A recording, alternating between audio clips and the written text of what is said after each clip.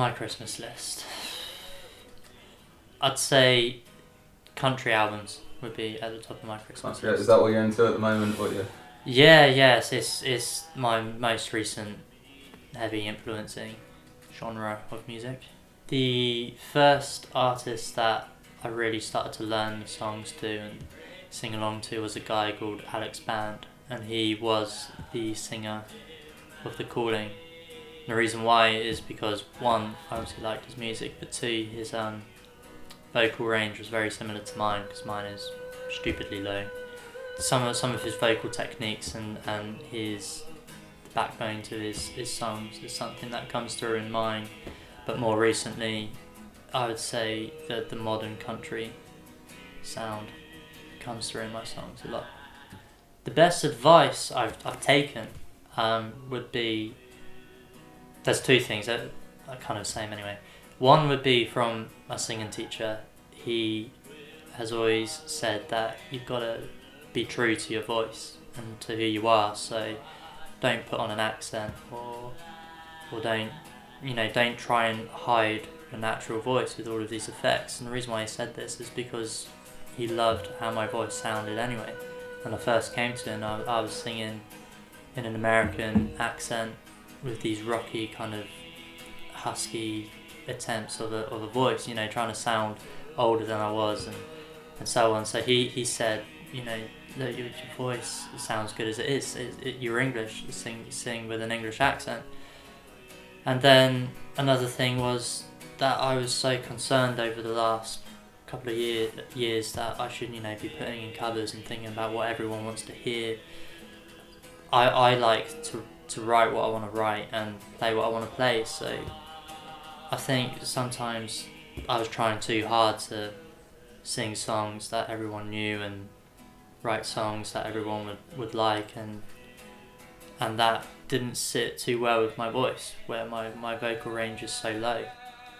I wouldn't say that anyone local affects my actual songwriting process and my sound, but what I love about the local music scene is there's so many young musicians, and that's really, really good to see, because people, some people can treat music as a competition, but I love bouncing off musicians and working with each other, and I think that the fact that there's loads of young musicians around and really, really good musicians, is that alone is inspirational, because you'll be sat at an open mic or at an acoustic night or at a gig, and you hear, especially if another singer-songwriter comes up and they sing this really good song, that inspires you to then go off and write a really good song.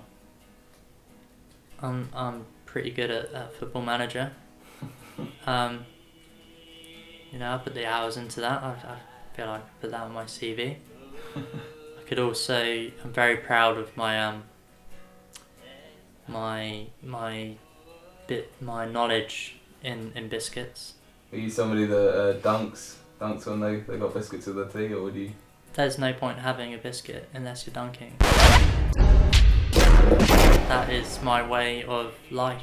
If I'm having a hot drink, I always want a biscuit with it. My dream birthday party would be fancy dress, would be country music, and would be your friends and your family. That would be the three things on the list. And ale would be my drink of the night. They would say that if you were sat in the room next to the room I was in and I was laughing, you'd think Jimmy Carr was in the room. Because Jimmy Carr heard me laughing and stole my laugh. And I didn't copyright it, so he's earned loads of money.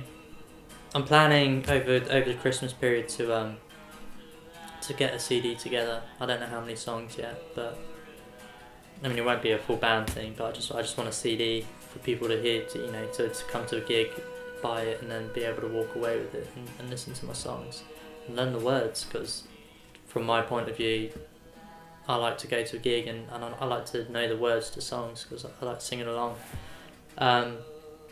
So that's one thing. I want people to be able to get hold of my music. I also want gigs, you know, as many gigs as possible. Hit the festival circuit. Keep writing songs. Just keep writing songs. Just get on with it and... Yeah, to literally level. just keep music as my occupation would be my year target. Thank you.